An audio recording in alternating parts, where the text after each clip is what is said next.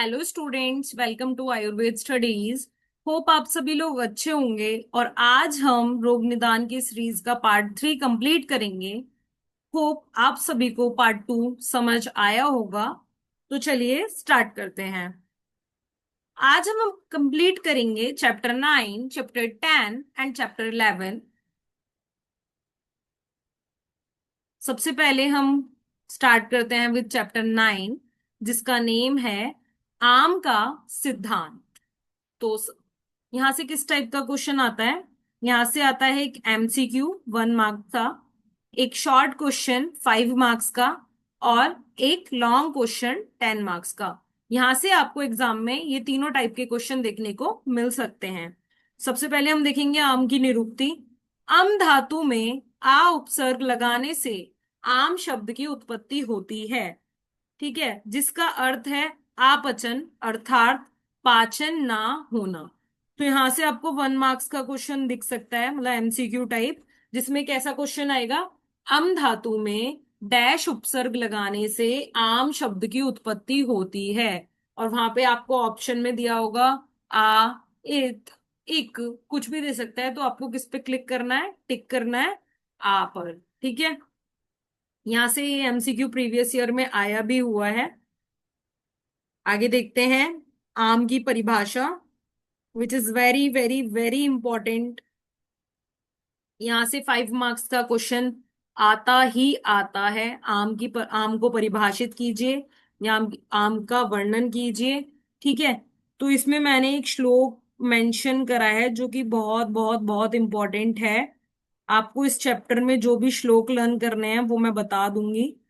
सबसे पहले तो आपको ये श्लोक लर्न करना ही करना है। ठीक है, तो चलिए आगे बढ़ते हैं। ऊष्मणो अल्प बलत्वेन धातुमाद्य पाचितम दुष्टम अमाश्यगतम रसाम प्रक्षेत।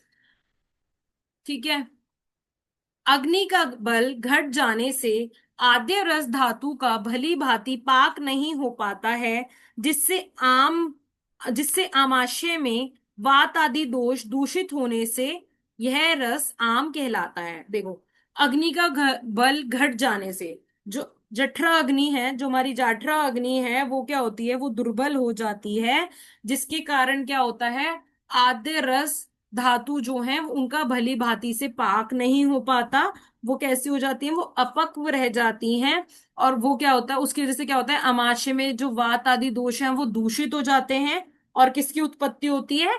आम की उत्पत्ति होती है। बेसिकली क्या होता है, जो जठराग्नि है वो दुर्बल होती है, जिसकी वजह से क्या है, जो रस है वो अपक्व रह जाता है, और आमाशय में वात आदि दोष जो है वो दूषित हो जाते हैं, और जिसकी वजह से आम की उत्पत्ति होती है। ठीक है, ये किसके अनुसार थी? ये अष्टांग हृदयकार अनुसार आम की परिभाषा थी। अब हम देखेंगे मधुकोश टीकाकार के अनुसार आम, उन्होंने कैसे बताया कि आम कैसे उत्पन्न होता है। वृद्ध आहार विहार व स्निग्ध भोजन पश्चात व्यायाम करने से, वृद्ध आहार विहार का सेवन करने से या फिर स्निग्ध भोजन के पश्चात व्यायाम करने से आम रस उत्पन्न होकर वात द्वारा संपूर्ण शरीर में भ्रमण करता है या फिर परिभ्रमण करता है। ठीक है, क्या होता है जब हम विरुद्ध आहार का सेवन करते हैं या फिर व्यायाम करते हैं स्निग्ध भोजन के पश्चात, तो क्या करते हैं? आम रस उत्पन्न हो जाता है, और जिसकी वजह से, और वो क्या करता है? संपूर्ण शरीर में भ्रमण करता है। और फिर क्या होता है? आम जिस धातु से संयुक्त स्रोतों में क्लोएड या अवरोध करता है, ठीक है, क्या करता है? वो स्रोतस में क्या करता है? अवरोध करता है, या फिर वहां पर क्लेद उत्पन्न करता है। वहीं पर क्या होता है? आम की उत्पत्ति हो जाती है। मतलब क्या होता है, जो धात्व अग्नि है उसकी मंदता हो जाती है, उसके वजह से क्या होता है? आद्य आहार रस का पाक नहीं हो पाता, वो अपक्व रह जाता है, और वो क्या करता है? स्रोतस को अवरोध करके आम की उत्पत्ति करता है। ठीक है, ये हो गई हमारी आम की परिभाषा। आगे देखते हैं आम के प्रकार। मधुकोश टीकाकार ने आम के 3 प्रकार बताए हैं। अपक्व अनरस रूपी आम, मतलब क्या है? सेम वही, जब जठराग्नि मंद है, ठीक है, तो क्या है? जो आहार है और आद्य रस है वो अपक्व रह जाते हैं, उनका पाचन नहीं होता था, जिसकी वजह से जो आम उत्पन्न होता है उसे हम बोलते हैं अपक्व अन्न रस रूपी आम। देन नेक्स्ट इज मल संचय रूपी आम। मतलब जब मल का संचय हो जाता है तो शरीर में आम उत्पन्न होता है, ठीक है, उसे हम क्या बोलते हैं, मल संचय रूपी आम। And the last one is दोषों की प्रथम दुष्टि का कारण रूपी आम। देखो, जब क्या है, हमने पढ़ा था ना, जब क्या है आद्य रस वगैरह जो है उनकी जब पाचन ही नहीं होगा तो हमारे वात दोष जो है वो दूषित हो जाएंगे। तो उन दोष के दूषित होने से जिस आम की उत्पत्ति होती है उसे हम क्या बोलते हैं, दोषों की प्रथम दृष्टि के कारण रूपी आम, उसके कारण जो आम उत्पन्न हुआ है। ठीक है, ये हो गए आम के प्रकार। आगे देखते हैं, correlate the different type of आम विद करेंट साइंस। ठीक है, it's a very important topic, क्योंकि इसके ना अभी तक क्वेश्चन आया नहीं है, पर इस बार क्वेश्चन आ सकता है। ठीक है, तो हम इसे बहुत अच्छे से पढ़ेंगे। Correlate the different type of आम विद मॉडर्न साइंस। ठीक है, जो भी हमने आम पढ़े हैं उनका किससे रिलेशन, मॉडर्न साइंस से। ठीक है, आयुर्वेद और मॉडर्न साइंस क्या कहता है हम ये देखेंगे। साइंस मॉडर्न साइंस कोरिलेट आम with toxins, undigested and incompletely metabolized substance that disrupts normal body function and contribute to many disease। Modern science क्या है, मॉडर्न साइंस ने आम को कोरिलेट करा है किससे, टॉक्सिन से, या फिर अनडाइजेस्ट और इनकम्प्लीटली मेटाबोलाइज्ड सब्सटेंस, मतलब कि वही कि उसका मेटाबोलाइजेशन जो है वो कंप्लीटली नहीं हुआ है, और वो क्या है, अनडाइजेस्टेड है, अपक्व है। ठीक है, जो कि क्या करता है, डिस्टर्ब करता है किसे, हमारे नॉर्मल बॉडी फंक्शन को, और क्या करता है, कंट्रीब्यूट करता है बहुत सारी डिजीज। ठीक है, डिजीज को उत्पन्न होने में, बहुत सारी व्याधियों का जन्म करता है, व्याधि जनक होता है। ठीक है, उसे हम क्या कहते हैं, आम कहते हैं।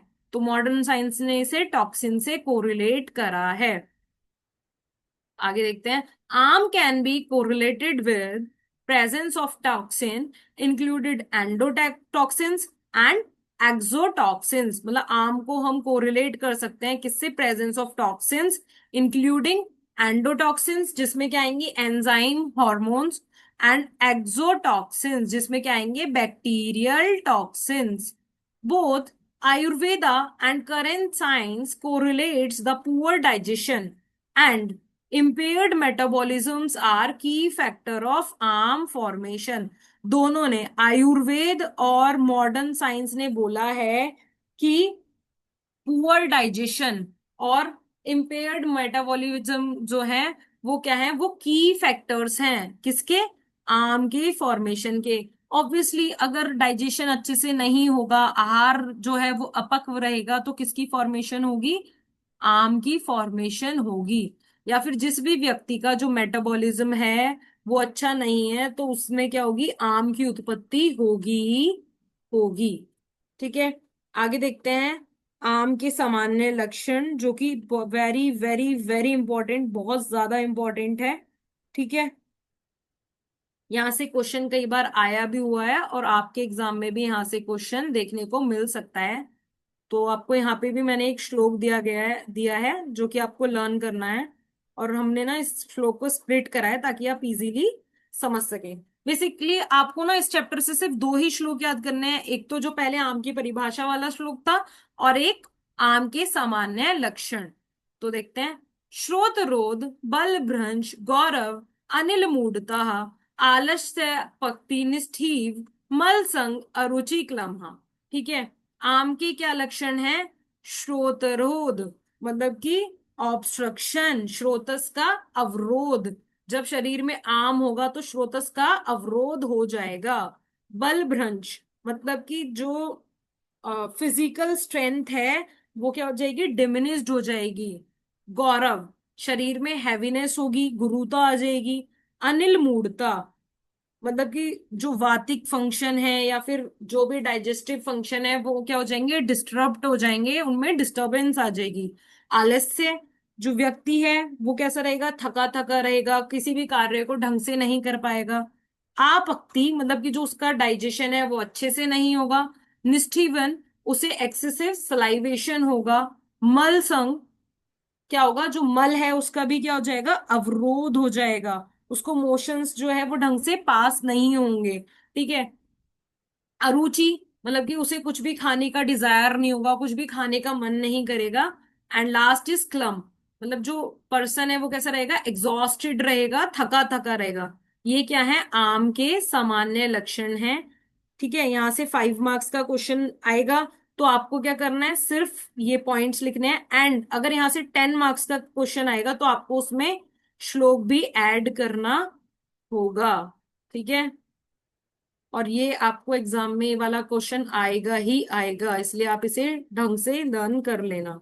ओके देन, आगे देखते हैं। कंसेप्ट ऑफ आम विद रेफरेंस टू अनरस, मल संचय एंड दोष दुष्टि। ठीक है, तो सबसे पहले हम देखेंगे आम एंड अनरस, आम और अनरस। अग्निमंद होने के कारण अनरस परिपक्व नहीं होता और आमाशय में एकत्रित हो जाता है तथा आम को उत्पन्न करता है या आम का रूप ले लेता है। क्या होता है, जब अग्नि दुर्बल होती है, अग्नि मंद होती है, तो जो अनरस है, ठीक है, जब हमारी जो फायर है, डाइजेस्टिव फायर जो है वो मंद है, तो क्या होगा, जो हमारा अन्न रस है वो क्या है, उसकी डाइजेशन नहीं हो पाएगी, वो परिपक्व नहीं हो पाएगा, अपक्व रहेगा। तो वो क्या होगा, उसका आमाशय में एकत्रित हो जाएगा और आम को उत्पन्न करता है या फिर आम का रूप ले लेता है। ठीक है, ये क्या हो गया कि अनरस से आम कैसे रिलेटेड है। आगे देखते हैं, आम और मल। शरीर में आम की उपस्थिति होने के कारण मल दूषित होता है और आम से बद्ध होकर साम मल का निर्माण करता है। देखो, जब शरीर में क्या होगा, बेसिकली जब शरीर में आम होगा ना, तो वो क्या होगा, वो मल को भी दूषित करेगा, दोषों को भी दूषित करेगा, धातुओं को भी दूषित करेगा। तो जब शरीर में आम होगा और मल दूषित हो जाएंगे, तो क्या होगा, साम मल का निर्माण होगा। किसका निर्माण होगा, साम मल का निर्माण होगा। आम और दोष दुष्टि, आम और दोष दुष्टि। दोष आम के साथ मिलकर साम दोष बन जाते हैं। देखो, जब दोष मल के साथ मिल रहे थे तो क्या बन रहा था, साम मल। ठीक उसी प्रकार दोष जब आम के साथ मिल जाते हैं तो क्या बनता है, साम दोष बन जाते हैं। जैसे कि देखो, अगर आम जो है वो वात के साथ मिल जाता है तो क्या बन जाएगा, साम वात बन जाएगा। और उससे क्या है, जो वात, प्राकृत वात है वो क्या है, वो दुष्ट हो जाएगा और वो शरीर में असंतुलन कर देगा। ठीक है, और क्या होगी, रोग की उत्पत्ति हो जाएगी। जो प्रकृतिवात होता है वो क्या करता है, वो बॉडी में ट्रांसपोर्ट करता है, चेष्टाएं उत्पन्न करता है। पर वहीं अगर वो आम के साथ मिल जाएगा तो वो क्या करेगा, रोग को उत्पन्न करेगा। ठीक है, तो इसी प्रकार क्या होता है, आम से दोष की दुष्टि होती है। आगे बढ़ते हैं। तो मैंने ना इसमें कुछ प्रैक्टिस क्वेश्चंस ऐड करे हैं। तो आप जब नोट्स को रिवाइज करेंगे और हमारी वीडियो को देखेंगे तो आपको भी ये क्वेश्चन लगाने हैं। और उसके लिए आपको हमारी ऐप को डाउनलोड करना पड़ेगा, क्योंकि आपको हमारे हैंड रिटन नोट्स वहीं पर मिलेंगे। हमारी ऐप की लिंक नीचे डिस्क्रिप्शन में दी गई है, वहां से आप हमारी ऐप को डाउनलोड करें ताकि आपको सभी नोट्स इजीली मिल जाएं। ठीक है, और हर चैप्टर के बाद हमने प्रैक्टिस क्वेश्चन दिए हैं, तो वो आपको जरूर प्रैक्टिस करना है ताकि आप अपने एग्जाम में अच्छा स्कोर कर सकें। तो चलिए देखते हैं। आम धातु में डैश उपसर्ग लगाने से आम बनता है। आम धातु में क्या, आ उपसर्ग लगाने से आम बनता है। निम्न में से कौन सा आम का लक्षण नहीं है, ये क्वेश्चन आप खुद करेंगे और कमेंट बॉक्स में कमेंट करके इसका आंसर बताएंगे, ताकि मुझे पता चले कि आप लोगों को समझ आ भी रहा है या फिर नहीं आ रहा है। देन 5 मार्क्स में कैसा क्वेश्चन देखने को मिल सकता है, आम की परिभाषा तथा प्रकार का वर्णन करें, एक्सप्लेन आम with current science. And 10 marks में आ सकता है आम के सामान्य लक्षण विद श्लोक। ठीक है, इसके लिए आपको 2 श्लोक याद करने हैं इस चैप्टर में, एक तो आम की परिभाषा का और एक आम के सामान्य लक्षण का। ठीक है, अब हम पढ़ेंगे चैप्टर 10, जिसका नेम है आम का निर्धारण। इस चैप्टर से एक एमसीक्यू आएगा और एक 5 मार्क्स का क्वेश्चन आएगा। ठीक है, जैसे कि हमने देखा कि यहाँ से 5 मार्क्स का क्वेश्चन आएगा, तो हमें इस चैप्टर को बहुत ज्यादा डिटेल में नहीं पढ़ना है। ठीक है, और मैंने इस चैप्टर को ना टेबुलर फॉर्म में कन्वर्ट करा है ताकि आप इसे इजीली पढ़ सकें। और आपको एग्जाम में भी ना अगर क्वेश्चन आता है तो टेबुलर फॉर्म में ही लिख कर आना है, क्योंकि इससे क्या होता है आपके लिए भी इजी होता है, और जो एग्जामिनर होता है ना उसको भी बहुत इजीली वो आपको बहुत अच्छे से मार्क्स देता है। तो चलिए देखते हैं। साम, दोष धातु मलो का आम से युक्त होना साम कहलाता है, और आम से रहित होना निराम कहलाता है। तो आपको कहीं भी अगर साम लिखा हुआ मिलता है, जैसे देखो साम दोष, तो आपको क्या समझना है कि यहाँ पे आम की इन्वॉल्वमेंट है। एंड निराम दोष मतलब ये क्या है, आम से रहित है। तो अब हम क्या देखेंगे, साम दोष और निराम दोष के लक्षण। सबसे पहले हम देखेंगे साम दोष के लक्षण।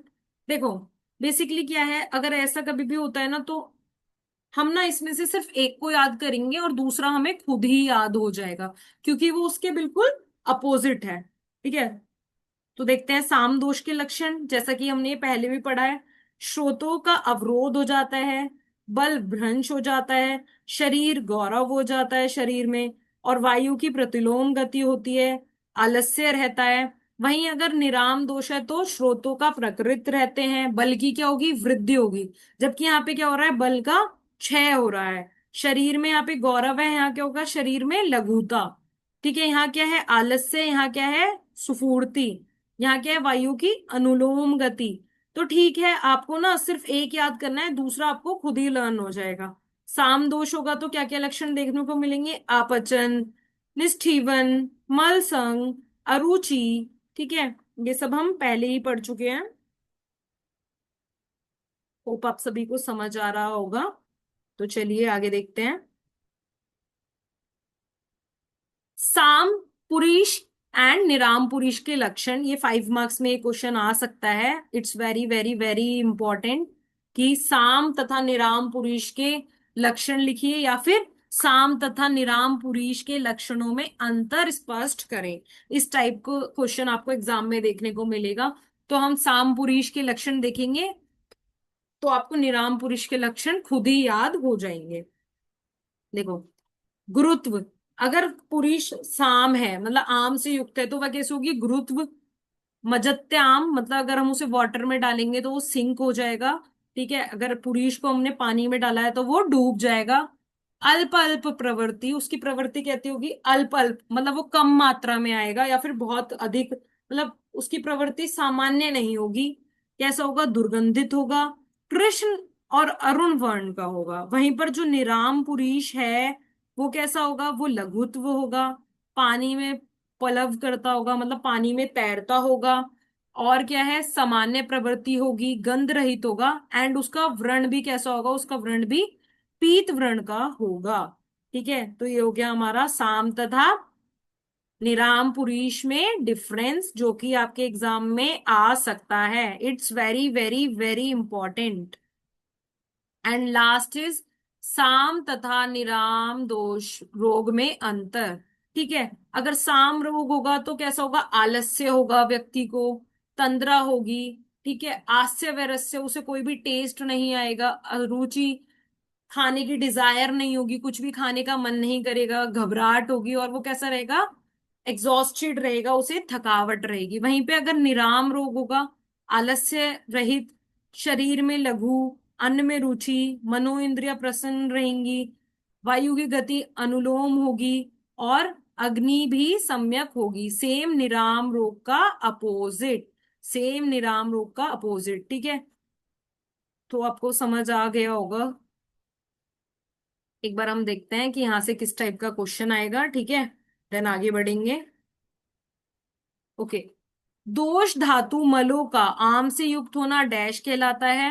क्या कहलाता है, मैं आंसर नहीं बताऊंगी, अब खुद जब प्रैक्टिस करेंगे तो आपको ये करना है।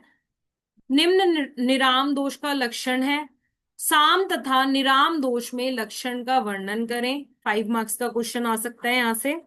ठीक है, और आप मेरे को इसमें क्या करना है, जो भी हमने अभी टेबल पढ़ी है ना, सेम टेबल बना के आनी है और आपको डायरेक्टली 5 मार्क्स मिल जाएंगे। साम तथा निराम पुरुष के लक्षण में अंतर स्पष्ट करें, साम तथा निराम रोग में अंतर स्पष्ट करें। इन तीनों में से एक क्वेश्चन पक्का आपके एग्जाम में आएगा ही आएगा। ठीक है, तो वही कि बार बार वीडियो और देखें और हमारे जो नोट्स हैं उनकी बार बार प्रैक्टिस करें, ताकि आप अच्छे से अपने एग्जाम में अच्छा स्कोर कर सकें। ठीक है, अब देखते हैं हम चैप्टर 11, जिसका नेम है स्थान संश्रय एवं पूर्व रूप। इस चैप्टर से भी आपको एक एमसीक्यू और 5 मार्क्स का क्वेश्चन देखने को मिलेगा। ठीक है, तो स्टार्ट करते हैं। ओके, स्थान संश्रय। स्थान संश्रय बेसिकली दो शब्दों को मिलाकर बना है, स्थान एंड संश्रय, जिसमें स्थान का अर्थ है स्थल और संश्रय का अर्थ होता है जम जाना या फिर ठहर जाना। कूपित दोषों के द्वारा स्रोतस या धातुओं में जहां खा वैगुण्य होता है वहीं स्थित होकर रोग उत्पन्न करना स्थान संश्रय कहलाता है। कूपित दोषों के द्वारा, ठीक है, जो मतलब क्या होता है, प्रसर अवस्था में जो भी हमारे प्रकोपित दोष होते हैं ना, वो क्या करते हैं, शरीर में जगह जगह घूमते हैं। बेसिकली प्रसर अवस्था में प्रकोपित दोष शरीर में घूमते हैं और वो क्या करते हैं, जहां भी उन्हें खा वैगुण्य, जहां भी उन्हें खा वैगुण्य मतलब कोई भी खाली जगह, जहां उन्हें कोई भी खाली जगह होती है ना, वहां पर वो क्या करते हैं, जम जाते हैं या फिर स्थित हो जाते हैं, रोगों को उत्पन्न करते हैं, और इसी को हम क्या बोलते हैं, स्थान संश्रय बोलते हैं। क्या बोलते हैं, स्थान संश्रय बोलते हैं। और स्थान संश्रय को ही दोष और दूष्य सम्मूर्छना भी कहते हैं, क्योंकि यहाँ पे दोष और दूष्य आपस में क्या करते हैं, मिल जाते हैं, सम्मूर्छना करते हैं। देन हम देखते हैं पूर्व रूप। पूर्व रूप के लिए एक छोटा सा श्लोक है जो कि आप लर्न कर सकते हैं। पूर्व रूपम प्राग उत्पत्ति लक्षणम व्याधे। ठीक है, इट्स अ इम्पॉर्टेंट श्लोका। व्याधि उत्पत्ति के पूर्व जो लक्षण होते हैं उन्हें पूर्व रूप कहते हैं। ठीक है, किसी भी व्याधि के उत्पन्न होने से पहले जो भी लक्षण व्यक्त होते हैं उसे हम क्या बोलते हैं, पूर्व रूप। पूर्व रूप दो टाइप के होते हैं, सामान्य पूर्व रूप एंड विशिष्ट पूर्व रूप। तो सबसे पहले हम देखेंगे सामान्य पूर्व रूप। जिन लक्षणों के द्वारा किसी दोष विशेष का ज्ञान हो उसे सामान्य पूर्व रूप कहते हैं। सामान्य पूर्व रूप से उत्पन्न होने वाली व्याधि का संपूर्ण ज्ञान नहीं होता। देखो, जिन लक्षणों के द्वारा किसी दोष विशेष का ज्ञान हो, मतलब इससे क्या होता है, हमें दोष का ज्ञान होता है, उसे हम क्या बोलते हैं, सामान्य पूर्व रूप, पर इससे व्याधि का ज्ञान नहीं होता है। ठीक है, देन हम देखते हैं विशिष्ट पूर्व रूप।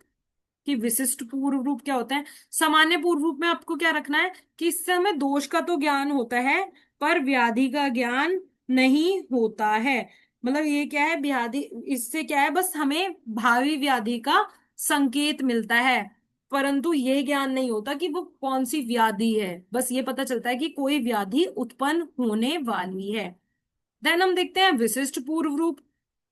ठीक है, व्याधि के विशिष्ट रूपों के ईशत व्यक्त अवस्था को विशिष्ट पूर्व रूप कहते हैं। ठीक है, मतलब जो व्याधि है, व्याधि के ईशत मतलब जो बिल्कुल अल्प मात्रा में जो लक्षण उत्पन्न होते हैं ना, अल्प व्यक्त लक्षण जब उत्पन्न हो जाते हैं तो हम उसे क्या बोलते हैं, विशिष्ट पूर्व रूप। जैसे वात ज्वर में जृंभा का बार बार आना, पित्त ज्वर में पित्त का प्रकोप होता है और नैन में क्या होता है, दाह होता है, और कफस ज्वर में क्या होता है, अन्न में अरुचि होती है, मतलब भोजन करने के लिए क्या होती है, अरुचि होती है। ये क्या है, ये है विशिष्ट पूर्व रूप, किसके, वातज पित्तज एंड कफज ज्वर के। अब हम देखते हैं पूर्व रूप का महत्व। आखिरकार ये पूर्व रूप इतना इंपॉर्टेंट क्यों है। ठीक है, और यहाँ से क्वेश्चन भी आता है, भाई कुछ तो बात होगी ना, तो चलिए देखते हैं कि क्या बात है इस पूर्व रूप में। ठीक है, यह रोगों के पूर्व सूचन सूचक लक्षणों को दर्शाता है। ये क्या करता है, रोगों के पूर्व सूचक जो भी लक्षण होते हैं उन्हें दर्शाता है। रोगों का पूर्व अनुमान निर्धारित करने में महत्वपूर्ण है, जिससे रोगों को आगे बढ़ने से रोका जा सकता है। मतलब पूर्व रूप से ना हम अनुमान लगा सकते हैं कि जो भावी व्याधि है वो असाध्य मतलब कैसी है, बल है या दुर्बल है, ठीक है। जिससे क्या है हम उसका ना वहीं पे डायग्नोस और क्या है ट्रीटमेंट करके उन्हें आगे बढ़ने से रोक सकते हैं। पूर्व रूप समान रोगों के बीच अंतर स्पष्ट करने में मदद करता है। ठीक है, जैसा कि आपने अभी देखा, किसी व्यक्ति को क्या था, ज्वर था, हमने देखा ना अभी पूर्व रूप में।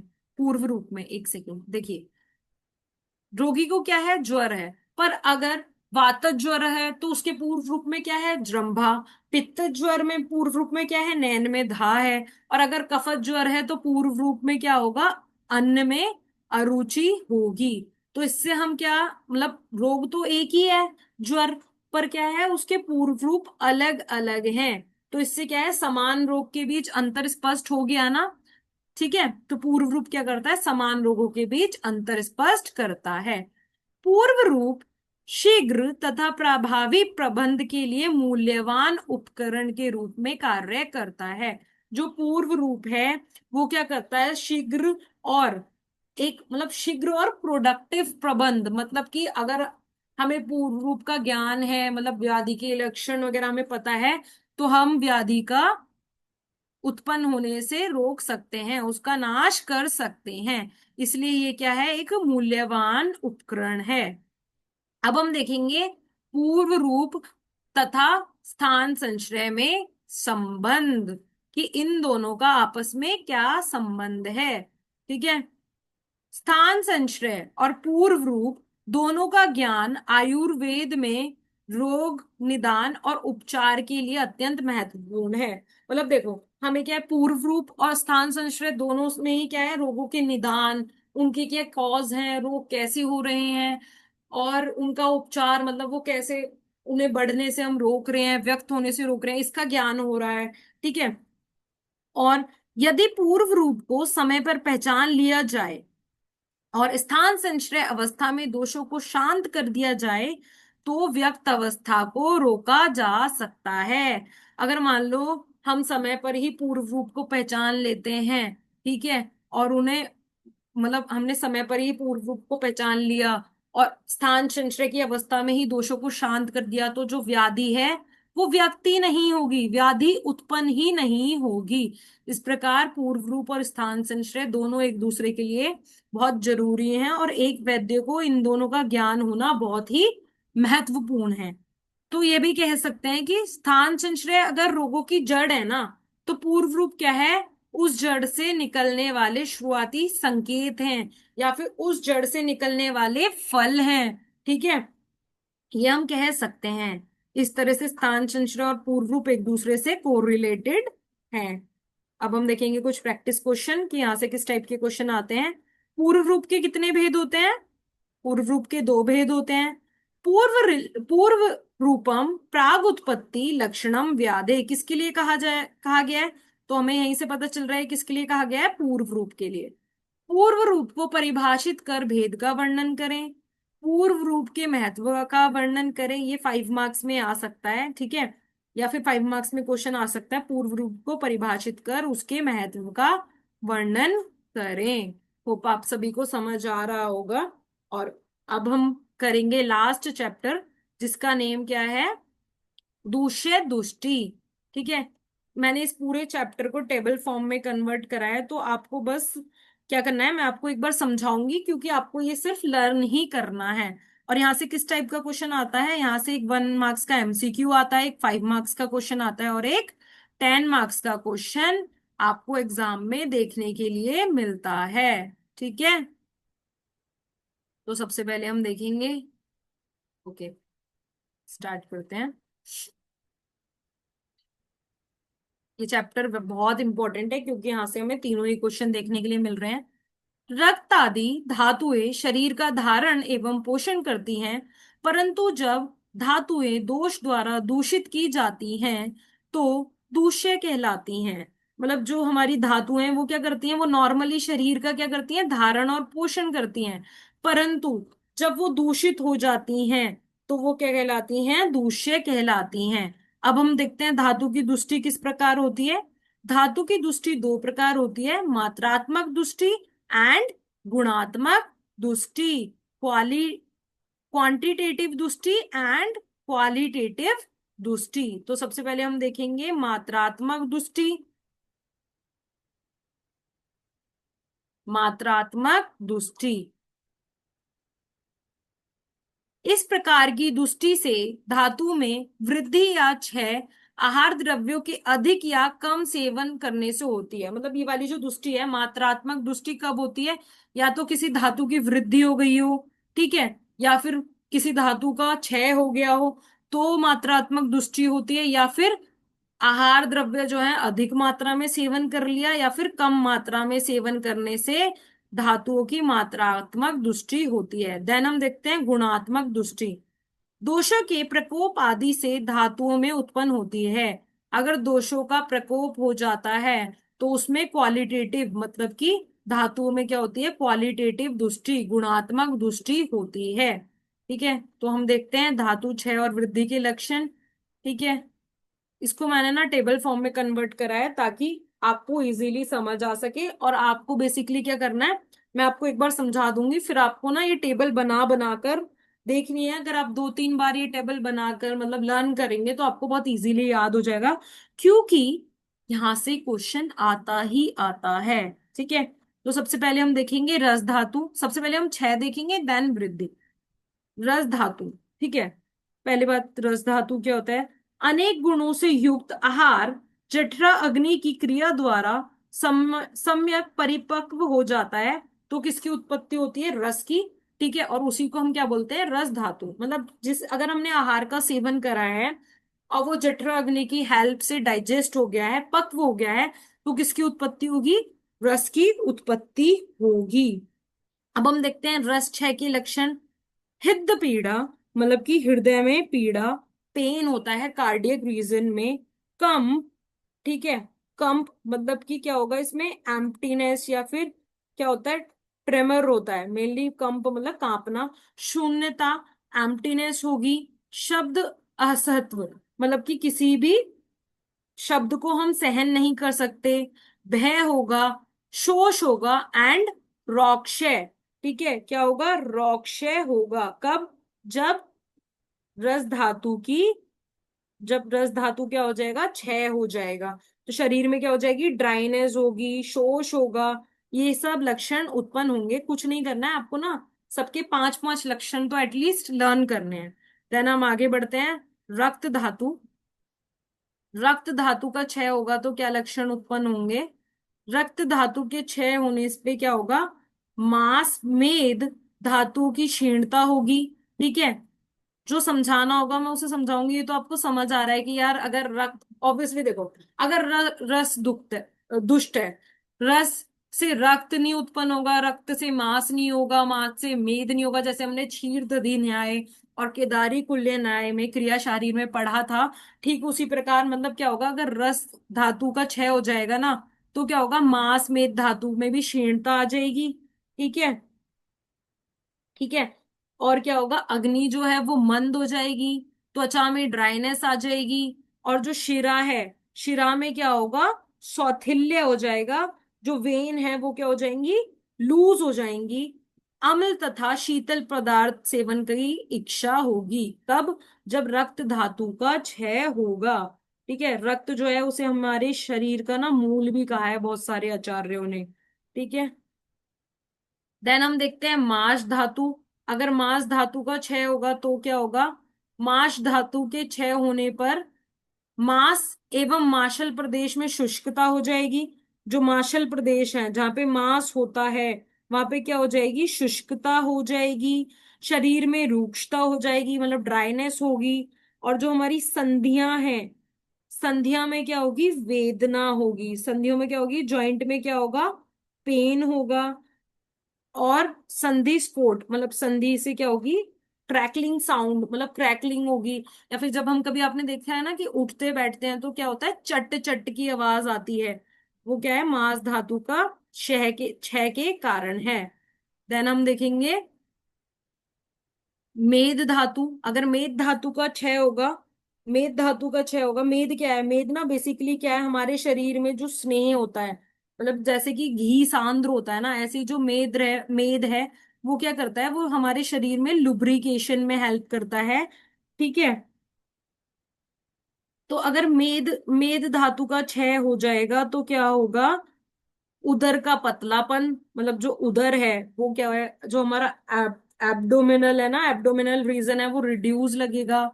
एंड क्या होगा? ग्लानी और शोष होगा, आयास, थकावट होगी, संधियों में शून्यता, मतलब ऐसा लगेगा जॉइंट्स जो हैं वो खत्म हो चुके हैं, एम्प्टीनेस आ जाएगी। ठीक है।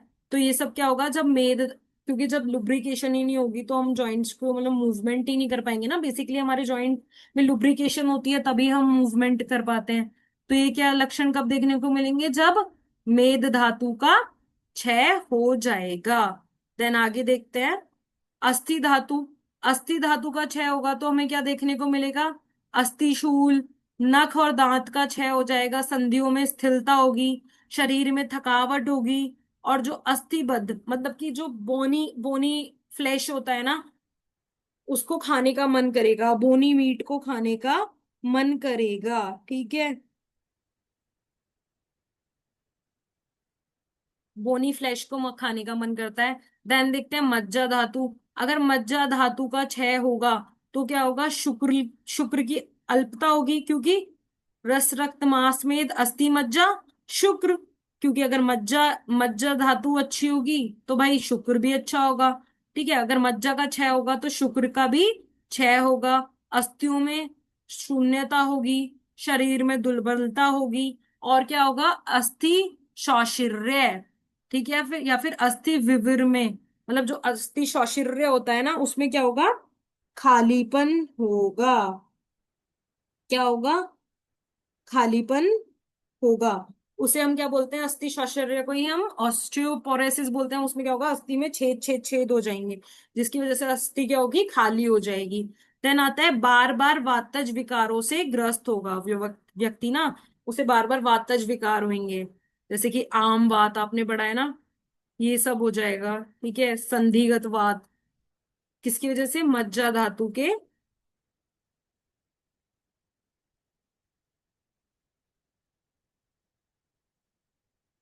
क्षय होने से। ठीक है। अब हम देखते हैं शुक्र धातु। जब शुक्र धातु का क्षय होगा तो क्या होगा? बिना श्रम के थकावट होगी, कुछ काम भी नहीं कर रहे हैं तब भी क्या होगी? थकावट होगी, मुख शोष होगा, पांडुता होगी। ठीक है। और मेन मेन क्या होगा? अगर शुक्र का क्षय हो जाएगा तो क्या होगा? क्लैव्य, मतलब इम्पोटेंसी। ठीक है। और क्या होगा? मेड एवं वृषण में वेदना होगी, वीर्य के साथ रक्त का आना, मतलब क्या होगा? जब भी वीर्य निकलेगा तो क्या होगा? उसके साथ रक्त भी निकलेगा, और जिरात प्रसेक, मतलब कि जो सीमन है उसका इजैकुलेशन क्या होगा? वो डिले हो जाएगा, या फिर होगा ही नहीं। कब? जब शुक्र धातु का क्षय हो जाएगा। ठीक है। हमने क्या देखा अभी? हमने अभी देखा धातु क्षय। अब हम देखेंगे धातु की वृद्धि होगी तो क्या लक्षण देखने के लिए मिलेंगे। तो सबसे पहले हम देखते हैं किसकी। सबसे पहले हम देखेंगे रस धातु। अगर रस धातु की वृद्धि होगी तो क्या होगा?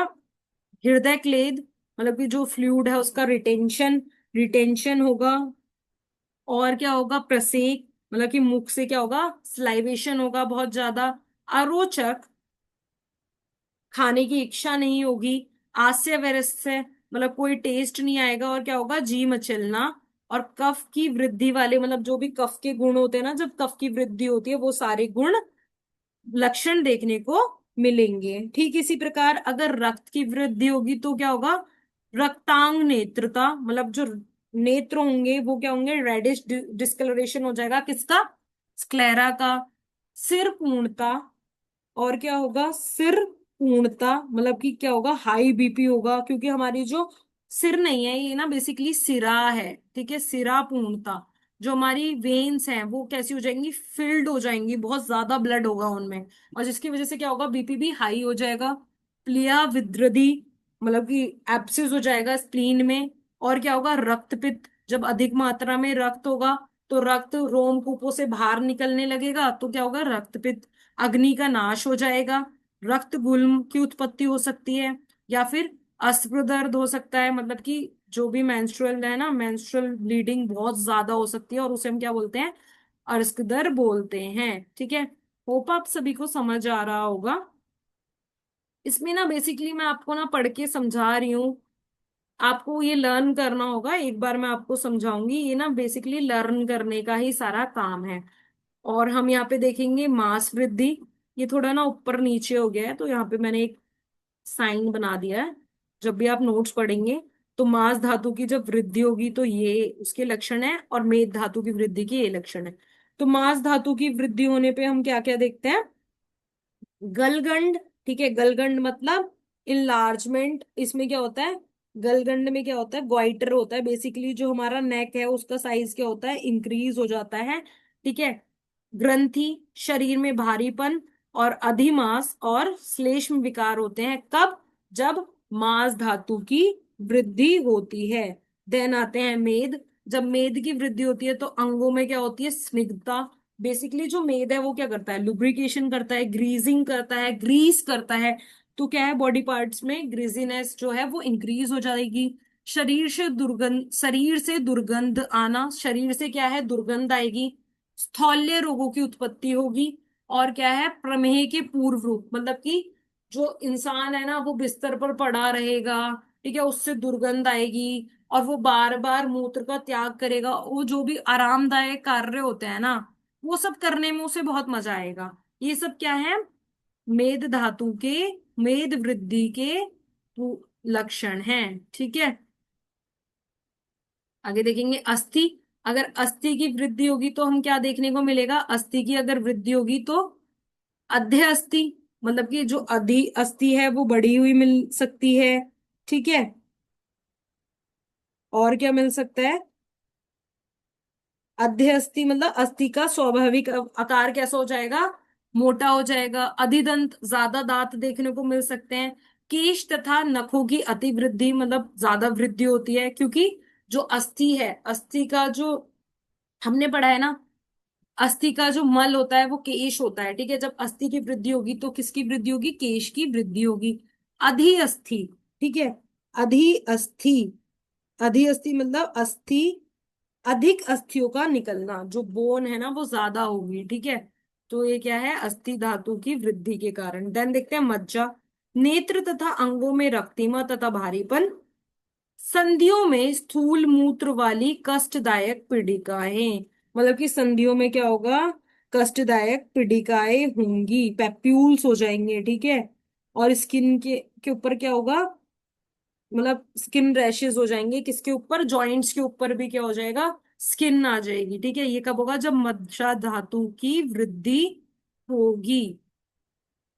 होप आप सभी को ये समझ आ रहा होगा। यहाँ से क्वेश्चन ना सिर्फ यही आता है कि धातु क्षय और वृद्धि के लक्षण लिखे, तो आपको ये टेबल बना देनी है। और आपको एग्जाम में मतलब कोई भी 5 मार्क्स का क्वेश्चन होगा तो 5 मार्क्स देने से कोई भी नहीं रोकेगा। ठीक है। अब देखो, शुक्र धातु की अगर वृद्धि होगी तो हमें क्या मिलेगा? अति स्त्री की आकांक्षा होगी। ठीक है। ठीक है। हाइपर सेक्सुअलिटी आ जाएगी उस पर्सन में। शुक्र का अत्यधिक स्त्राव होगा। जो शुक्र है उसका स्त्राव बहुत ज्यादा होगा।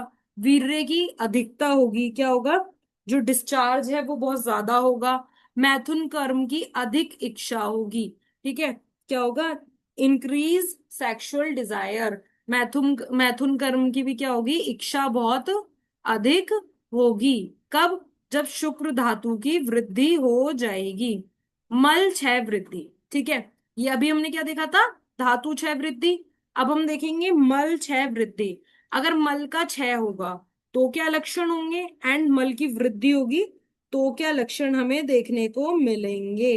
तो सबसे पहले हम देखेंगे स्वेद। ठीक है। तो देखो, अगर स्वेद की क्षय होगा तो हमें क्या देखने को मिलेगा? रोमकूपों में स्तब्धता, मतलब कि जो हेयर फॉलिकल्स होते हैं वो क्या होंगे? उनके फंक्शन में डिमिनिश्ड हो जाएंगे। स्वेद स्वेद का नाश होगा। ठीक है। त्वक शोष। ठीक है, त्वक शोष होगा। एंड रोम का गिरना, मतलब जो हमारे रोम होते हैं ना वो क्या होते हैं? फॉल, जो हमारे हेयर्स होते हैं ना वो गिरने लगते हैं। त्वचा में खुरदरापन, मतलब कि त्वचा त्वचा जो है उसमें क्या आ जाएगी? रफनेस आ जाएगी। देन हम देखते हैं स्वेद वृद्धि के लक्षण। इसमें क्या आता है? स्वेद अधिक्य, एक्सेसिव स्वेटिंग, त्वचा में दुर्गंधता। ठीक है। क्या देखेंगे, त्वचा में दुर्गंधता होगी। एंड वेरी इंपॉर्टेंट फीचर, मतलब बहुत ही इंपॉर्टेंट लक्षण है, अगर श्वेत बहुत ज्यादा होगा तो हमें क्या देखने को मिलेगा, कंडू, खुजली, खुजली देखने को मिलेगी। देन हम आगे देखते हैं मूत्र, मूत्र क्षय वृद्धि के लक्षण। यहां से ना आपको 5 मार्क्स का क्वेश्चन देखने को मिल सकता है कि श्वेत की क्षय वृद्धि के लक्षण 5 मार्क्स में आ जाएगा, या फिर मल क्षय वृद्धि के लक्षण 10 मार्क्स में आ जाएगा। सबसे पहले अब हम देखेंगे मूत्र क्षय के लक्षण। अगर मूत्र का क्षय होगा तो हमें क्या देखने को मिलेगा, मूत्र वैवर्ण्य, मतलब कि मूत्र में विवर्णता, ठीक है। तो उसका जो कलर होगा उसमें चेंज देखने को मिलेगा, या तो पेल कलर का यूरिन होगा। देन मूत्र कृच, मतलब मूत्र जो है उसकी जो प्रवृत्ति होगी, मूत्र का जो त्याग होगा वो अल्प मात्रा में होगा, और वो कैसा होगा, कष्टदायक होगा। पिपाशा, पिपासा मतलब क्या, कि प्यास जो है वो अधिक लगेगी। और क्या होगा, मुख शोष, मुख में ड्राइनेस होगी, कब, जब मूत्र का क्षय होगा। अब हम देखते हैं मूत्र की वृद्धि। मूत्र की वृद्धि में क्या होगा, बस्तीतोद, मतलब कि जो हमारा ब्लैडर है, यूरिनरी ब्लैडर है, उसमें क्या होगा, प्रिकिंग पेन, जैसे कि किसी ने सुई चुबा दी हो, ऐसा पेन होगा। आद्यमान, बस्ती में क्या होगा, आद्यमान मतलब कि जो बस्ती है उसका डिस्टेंशन होगा, वो क्या होगी, फूली फूली लगेगी। और क्या होगा, मूत्र की वृद्धि होगी।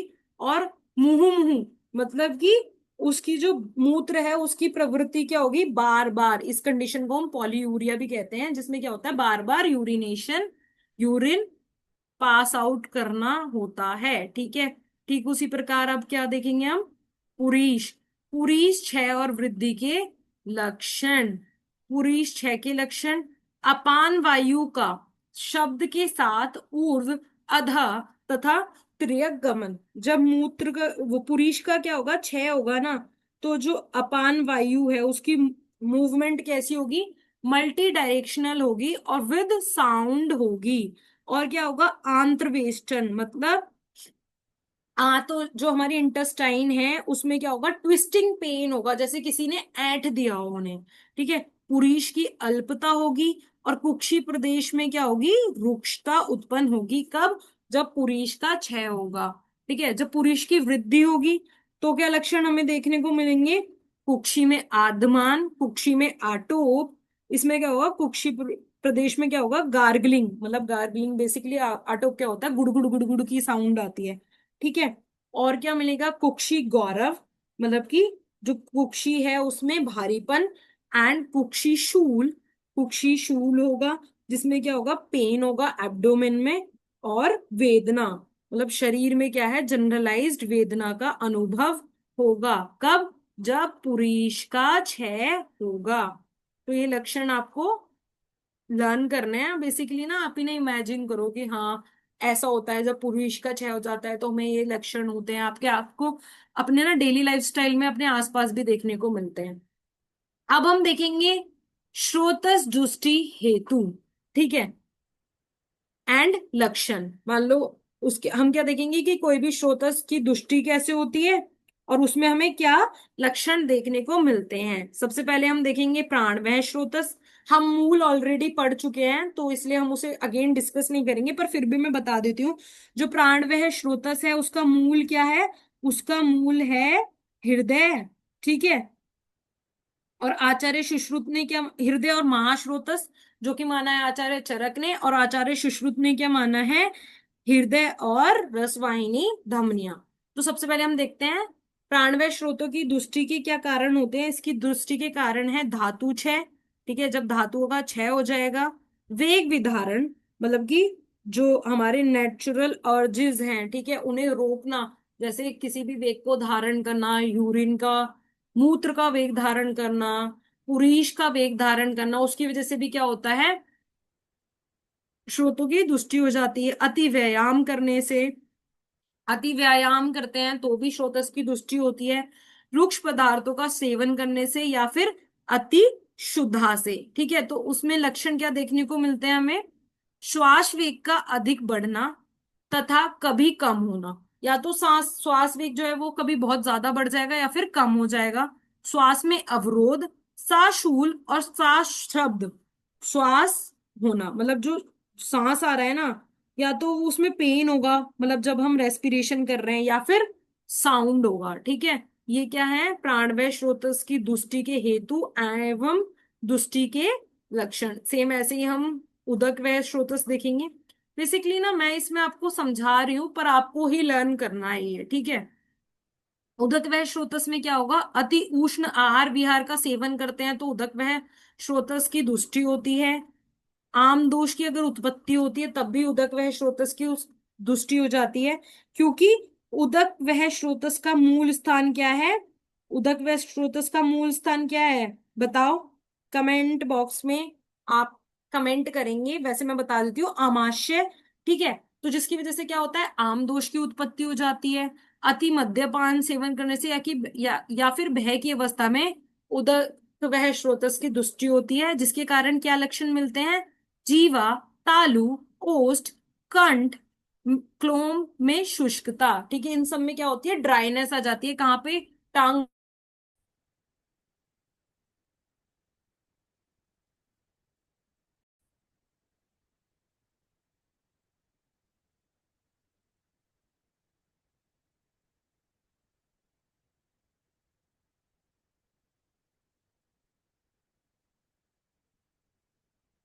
कहाँ पे, टंग, पैलेट, लिप और ओरोफेरेंजियल जो रीजन होता है, वहां पे क्या देखने को मिलता है, हमें ड्राइनेस देखने को मिलती है।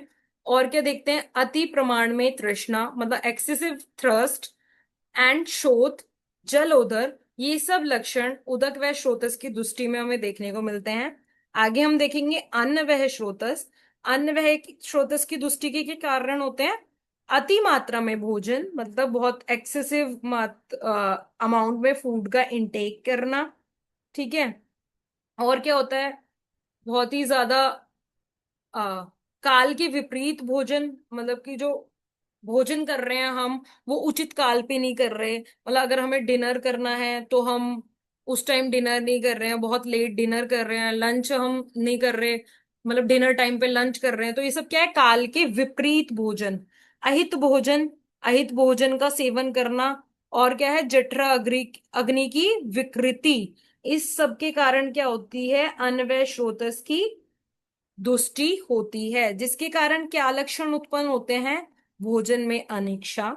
ठीक है, मतलब जो भी हमारी डिजायर ही नहीं होती कुछ खाने की, अरोचक, अविपाक, मतलब जो डाइजेशन है उस वो भी अच्छे से नहीं होती है, इनडाइजेशन, छर्दी, वॉमिटिंग, पिपासा, बार बार प्यास लगना, और आचार्य सुश्रुत ने बताया कि आमाशयगत शूल उत्पन्न होता है। ठीक है, ये लक्षण हमें देखने को मिलते हैं कब, जब अनवह स्रोतस की दुष्टि होती है।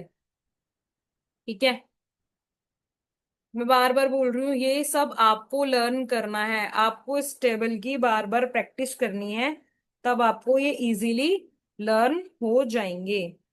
ठीक है, अब हम देखेंगे रस वह स्रोतस। ठीक है, रस वह स्रोतस, रस वह स्रोतस की दृष्टि के क्या हेतु हैं, सबसे पहले गुरु अन्न सेवन, मतलब कि हैवी हैवी फूड इनटेक करते हैं, उसकी वजह से शीत अन्न का सेवन, अत्यधिक ठंडे आइटम्स जो होते हैं ना उनका सेवन करना, समशन, समशन मतलब समशन का मतलब क्या होता है, हितकर और अहितकर अन्न का एक साथ सेवन करना शमशन कहलाता है। और ये क्या है, ये रक्त व स्रोत की दुष्टि का कारण है। और अति चिंता करना, अति चिंता करने से भी क्या होता है, रक्त व स्रोतस की दुष्टि हो जाती है। और अब हम देखेंगे रक्त व स्रोतस की दुष्टि के लक्षण। तो इसमें हमें क्या क्या लक्षण देखने को मिलते हैं, रस का ज्ञान ना होना, मतलब हम कोई भी चीज खा रहे हैं, हमें पता ही नहीं चल रहा है कि उसमें मधुर रस है या फिर अम्ल रस है। ठीक है, अंग गौरव, मतलब कि जो हमारे बॉडी के पार्ट्स हैं उसमें हैवीनेस, ज्वर, शोथ, कार्शर्य, मतलब कि क्या हो रहा है, जो वो है, जो भी रोगी है वो बहुत ज्यादा क्रश होता जा रहा है। ठीक है, उसमें क्या हो रहा है, कार्शर्य हो रहा है, एंड क्लैव्य, इम्पोटेंसी, और अग्निमांद्य, ये सब लक्षण देखने को मिलते हैं कब, जब रस वह स्रोतस की दुष्टि होती है। देन आता है रक्त वह स्रोतस।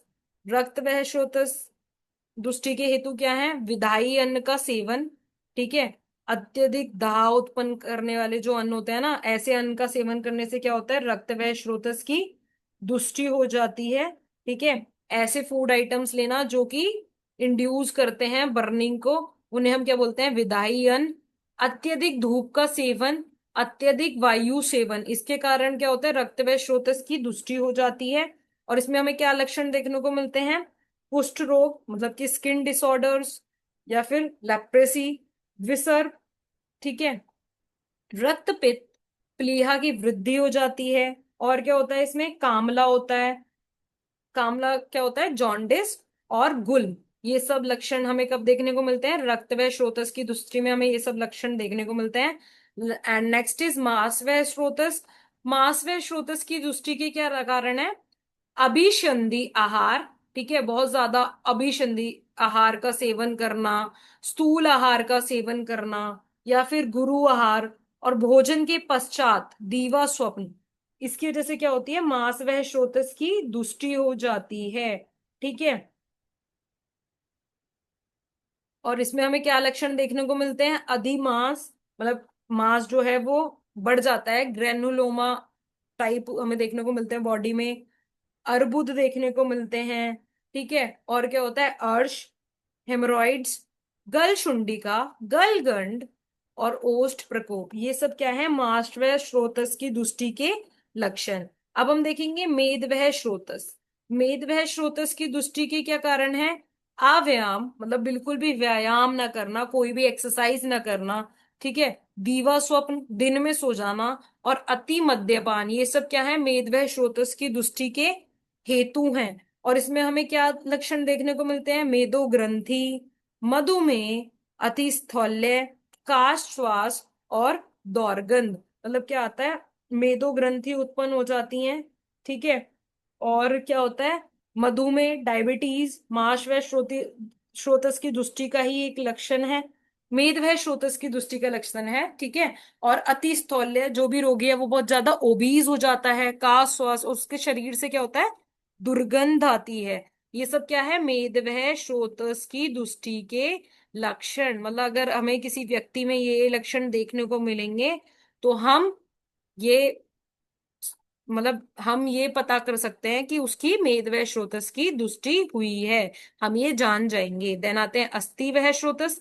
अस्थि वह स्रोतस की दुष्टि के क्या क्या कारण है, अति व्यायाम, अति अस्थि, संक्षोभ। ठीक है। अति व्यायाम, अति अस्थि, संक्षोभ, और क्या है, अन्य वातवर्धक आहार विहार, मतलब कि वातवर्धक आहार विहार अति मात्रा में सेवन करने से भी क्या होता है, अस्थि व स्रोतस की दुष्टि हो जाती है। बहुत ज्यादा व्यायाम करने से अस्थि व स्रोतस की दुष्टि हो जाती है। और ओवर स्ट्रेन, मतलब क्या, अति अस्थि संक्षोभ होता है ना, बहुत ज्यादा ही हम स्ट्रेन दे दें किसी बोन पे तो क्या है, वो दुष्टि हो जाएगी। और इसमें हमें क्या क्या लक्षण देखने को मिलते हैं, इसमें देखने को मिलता है अस्थि आधिक्य, मतलब कि जो अस्थि होती है वो ज्यादा अस्थि होती है, मतलब अस्थि का अधिक होना, दंत का अधिक होना, दंत अधिक है। और दंत शूल, दंत में शूल होना, या फिर अस्थि शूल। और वैवर्ण्यता, क्या देखने को मिलता है, वैवर्ण्यता, डिस्कलरेशन, ये सब क्या है, अस्थि व स्रोतस की दुष्टि के लक्षण है। एंड नेक्स्ट इज मज्जा वह स्रोतस। ठीक है। मज्जा व स्रोतस की दुष्टि के हेतु क्या है, हम देखेंगे मज्जा व स्रोतस। ठीक है। मज्जा व स्रोतस की दुष्टि के हेतु, सबसे पहला है उत्पेशाद। उत्पेशाद मतलब कुचल जाने से, अभिघात द्वारा, अभिसंधि आहार विहार के सेवन से, या फिर वृद्ध आहार के सेवन से मज्जा व स्रोतस की दुष्टि हो जाती है। जिसमें हमें क्या लक्षण देखने को मिलते हैं, पर्वों में पीड़ा, पेन होता है स्मॉल जॉइंट्स में, और मूर्छा देखने को मिलती है। ठीक है। भ्रम उत्पन्न होना। ठीक है। और क्या होता है, तमोदर्शन, मतलब क्या होता है, जो व्यक्ति होता है, जो रोगी होता है, उसकी आंखों के आगे बार बार अंधेरा छा जाता है। ये कब देखने को मिलता है, मज्जा व स्रोतस की दुष्टि के लक्षण। ठीक है। नेक्स्ट इज शुक्र व स्रोतस। शुक्र व स्रोतस के दुष्टि के क्या कारण है, अकाल में योनि गमन। ठीक है। अकाल में योनि गमन, मतलब इसमें क्या होता है, कोइटस विदाउट प्रॉपर सेक्सुअल एरोविजल, ठीक है। और क्या होता है, शुक्र वेग का धारण करना, मतलब जो शुक्र का वेग है उसका धारण करना, उसके कारण भी क्या होता है, शुक्र वे स्रोतस की दृष्टि हो जाएगी। या फिर बहुत अधिक मैथुन करना, ठीक है, एक्सेसिव कोइटस, उसकी वजह से क्या होता है, शुक्र वे स्रोतस की दृष्टि हो जाती है। और क्या होता है, अगर किसी कृमि आदि का संसर्ग हो गया है, ठीक है, या फिर कोई इंजरी हो गई है, उसकी वजह से क्या होता है, शुक्र वे स्रोतस की दुष्टि हो जाती है। और इसमें हमें क्या देखने को मिलता है, कैलेव्य, कैलेव्य मतलब इम्पोर्टेंसी, ये लक्षण होते हैं। आहर्षण मतलब जो सेक्सुअल डिजायर है वो रिड्यूस हो जाती है, ठीक है। गर्भपात, गर्भपात मतलब अबॉर्शन हो जाता है, या फिर गर्भस्राव, मिसकैरेज जैसे, मिसकैरेज ये लक्षण देखने को मिलते हैं कब, जब शुक्र व स्रोतस की दुष्टि होती है। नेक्स्ट इज मूत्र व स्रोतस। मूत्र व स्रोतस की दुष्टि के क्या कारण है, मूत्र वेग की अवस्था में जलपान, अगर किसी को मूत्र का वेग आया है और तब वो व्यक्ति जलपान कर रहा है, अन्नपान या फिर मैथुन कर रहा है, तो उसकी वजह से क्या होगा, मूत्र व स्रोतस की दुष्टि हो जाएगी। या फिर मूत्र के वेग को धारण करने से भी क्या होता है, मूत्र व स्रोतस की दुष्टि हो जाती है।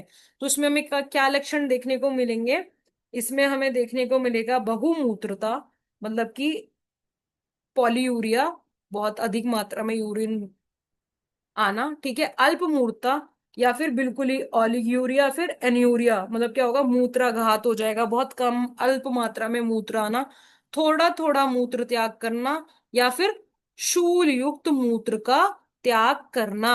ये सब लक्षण हमें देखने को मिलेंगे कब, जब मूत्र वह स्रोतस की दुष्टि हो जाएगी। पता है यहाँ से क्वेश्चन कैसा आ सकता है, आपको कोई भी चार स्रोतस दे देगा और इसकी दुष्टि के कारण एवं लक्षण लिखिए, या फिर कोई एक स्रोतस दे देगा, इसकी दुष्टि के कारण और लक्षण लिखिए। यहाँ से ना इन्हीं से क्वेश्चन आएगा, 5 मार्क्स में भी आ सकता है एंड 10 मार्क्स में भी आ सकता है।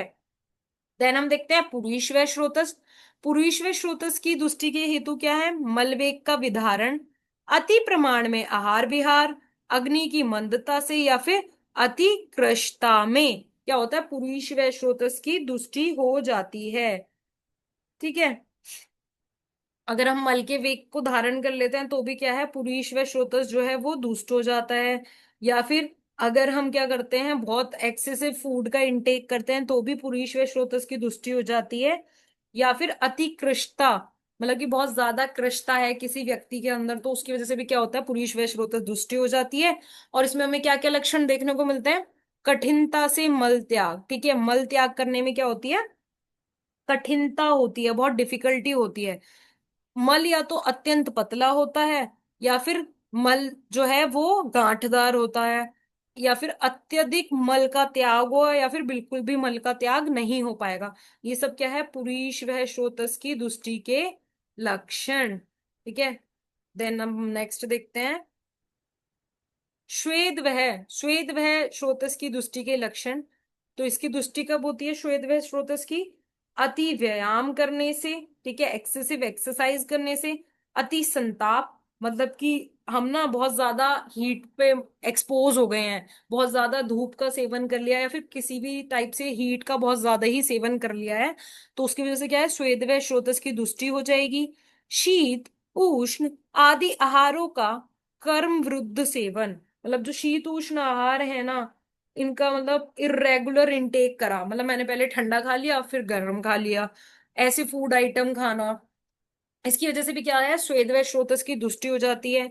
शौक के कारण, या फिर किसके कारण, भय के कारण भी श्वेत व स्रोतस की दुष्टि हो जाती है। इसमें हमें क्या क्या लक्षण देखने को मिलते हैं, आस्वेद या अतिस्वेद, शरीर की रूक्षता या अति स्निग्धता, या तो शरीर में बहुत ज्यादा रूक्षता आ जाएगी, या फिर बहुत ज्यादा स्निग्धता हो जाएगी। शरीर में क्या होता है, दहा होता है, बर्निंग सेंसेशन होती है बॉडी में।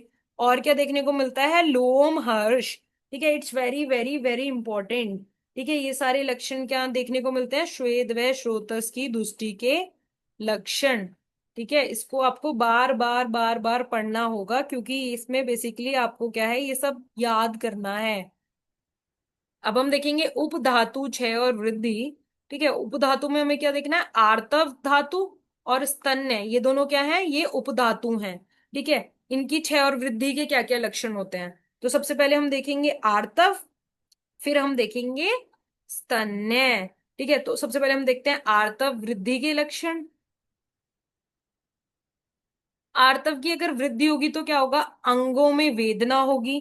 ठीक है, अंगों में क्या होगी, वेदना होगी। और आर्तव की अति प्रवृत्ति होगी, आर्तव की बहुत ज्यादा प्रवृत्ति होगी। और आर्तव का दुर्गंधित होना, ये सब आर्तव वृद्धि के लक्षण है। और अगर आर्तव का क्षय होगा तो क्या देखने को मिलेगा, आर्तव का आदर्शन। ठीक है, इसमें क्या हो जाएगा, इरेगुलर, और मतलब जो मेंसेस होंगे ना वो इरेगुलर हो जाएंगे। ठीक है, और आर्तव का अल्प मात्रा में दर्शन, या फिर जो मेंसेस हैं वो सीज ही हो जाएंगे। ठीक है, स्कैंटी होंगे, बिल्कुल स्पॉट स्पॉट ऐसा वाला होगा। तो ये क्या है, अल्प मात्रा में आर्तव का दर्शन। और क्या होगी, योनि में वेदना होगी। ठीक है, अगर आर्तव व स्रोतस की दृष्टि हो जाएगी तो वेजाइनल पेन होगा। ठीक है, अब हम देखते हैं स्तन, स्तन वह स्रोतस। स्तन वह स्रोतस की वृद्धि होगी तो हमें क्या लक्षण देखने को मिलेंगे, स्तनों की विषमता एवं भारीपन, जो स्तन है वो भारी हो जाएंगे, हैवीनेस फील होगी। स्तनों के तनाव में कम होना, और स्तनों में तोद होना। ठीक है, उनमें जो तनाव होगा ना वो कम होगा। ठीक है, और क्या होगा, स्तनों में तोद होगा, स्तनों में क्या होगा, प्रिकलिंग पेन होगा। और उसमें क्या होगा, एक्सपेंशन जो है ना स्तनों का वो कम हो जाएगा, और स्तनों में प्रिकलिंग पेन सेंसेशन होगी। और अगर स्तन क्षय हो जाएगा तो स्तन मुरझाए होते हैं। और जो दुग्ध होता है, लैक्टेशन जो कराते हैं उसमें भी क्या होती है, मिल्क, जो मिल्क प्रोडक्शन होती है वो क्या हो जाती है, रिड्यूस हो जाती है, जब स्तन व स्रोतस का क्षय हो जाता है, मतलब जब स्तन्य धातु का क्षय हो जाता है।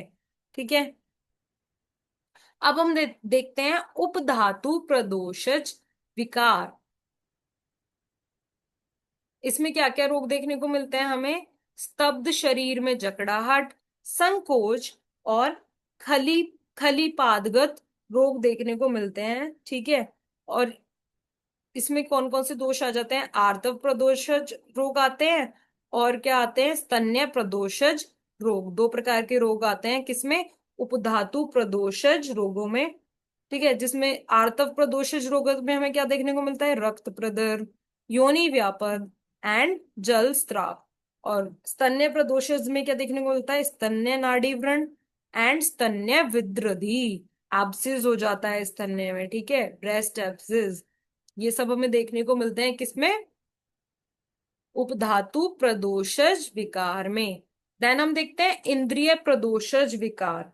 क्या देखेंगे, इंद्रिय प्रदोषज विकार, एक सेकेंड।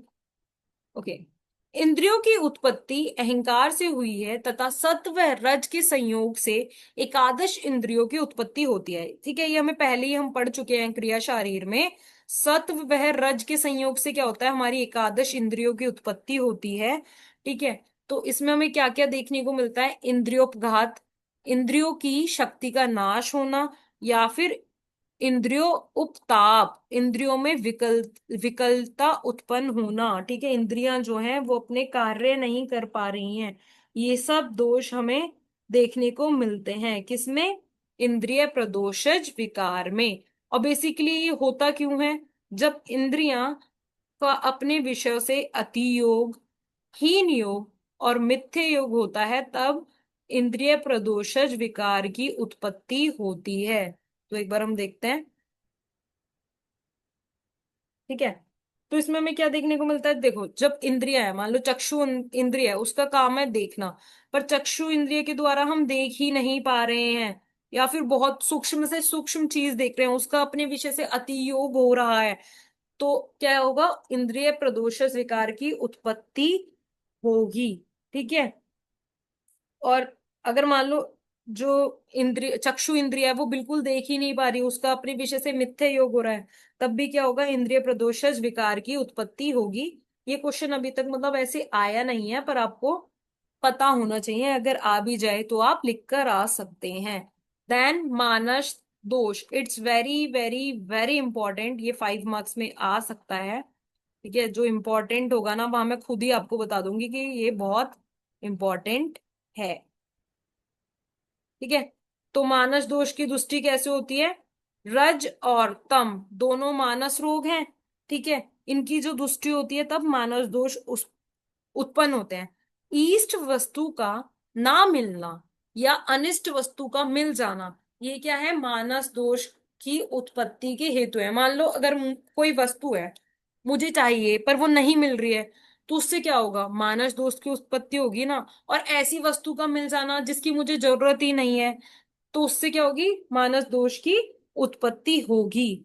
धर्म, अर्थ और काम, इनका असंतुलित रूप से सेवन, ठीक है, इससे भी क्या होता है? मानस दोष उत्पन्न होते हैं।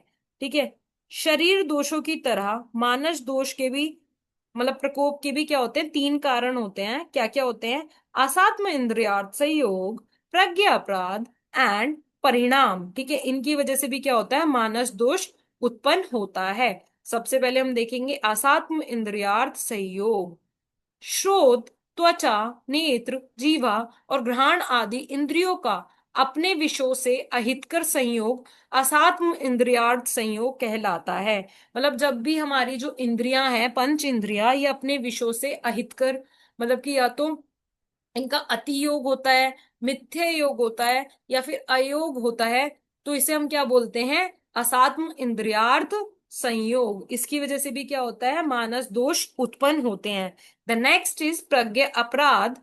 बुद्धि, धृति, स्मृति के भ्रष्ट हो जाने पर मनुष्य जिन जिन अशुभ कर्मों को करता है, उन्हीं कर्मों को प्रज्ञा अपराध कहते हैं। मतलब जब ना मनुष्य कुकर्म करता है, अशुभ कर्म करता है, ठीक है, तो उसे हम क्या बोलते हैं? प्रज्ञा अपराध। ठीक है। और नेक्स्ट क्या है? परिणाम। काल के लक्षणों का अतियोग, अयोग और मिथ्या योग सभी प्रकार के मानस रोगों का कारण होता है।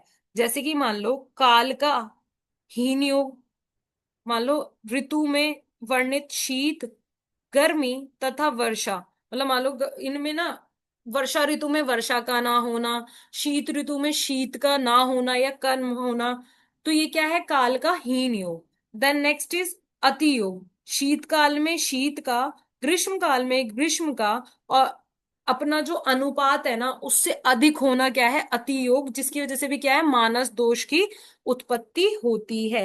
एंड द नेक्स्ट इज अयोग। शीतकाल में गर्मी हो रही है, ग्रीष्म काल में शीत पड़ रही है, ठीक है, वर्षा में शरद पड़ रही है, तो अगर ऐसा हो रहा है तो इसकी वजह से भी क्या है? मानस रोग की उत्पत्ति होगी। ठीक है। होप आप सभी को समझ आया होगा। और ये हमारा लास्ट चैप्टर था पार्ट 3 का। अब हम एक बार प्रैक्टिस क्वेश्चन देख लेते हैं। प्लिया वृद्धि किसका लक्षण है? ठीक है, ये आपको करना है, मैं अभी आंसर नहीं बताऊंगी, आप कमेंट सेक्शन में बताएंगे। प्रज्ञा अपराध से प्रकोप होता है क्या? एक दोष, दो दोष, वात दोष या फिर सभी दोष? ये दोनों आपका होमवर्क है और ये आपको कमेंट सेक्शन में ही इसका आंसर देना है, ताकि मुझे पता चले आपको कितना समझ आया है और कितना समझ नहीं आया। ठीक है। अब हम देखेंगे यहाँ से 5 और 10 मार्क्स के क्वेश्चन। धातु दुष्टि का वर्णन करते हुए धातु क्षय वृद्धि के लक्षण लिखें। It's very very very important, और ये क्वेश्चन आपको एग्जाम में देखने को मिल सकता है।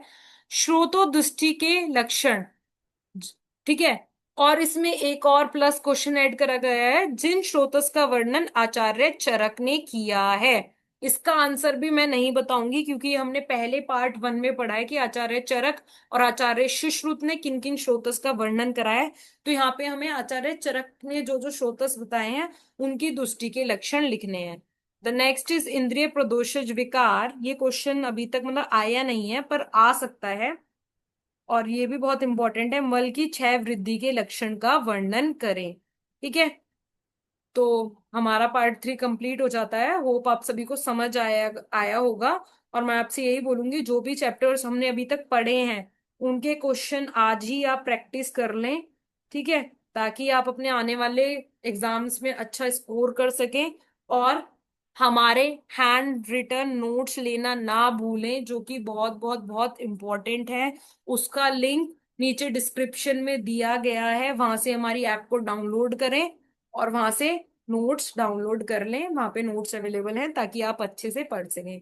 होप आप सभी को समझ आया। मिलते हैं नेक्स्ट क्विज में। Thank you.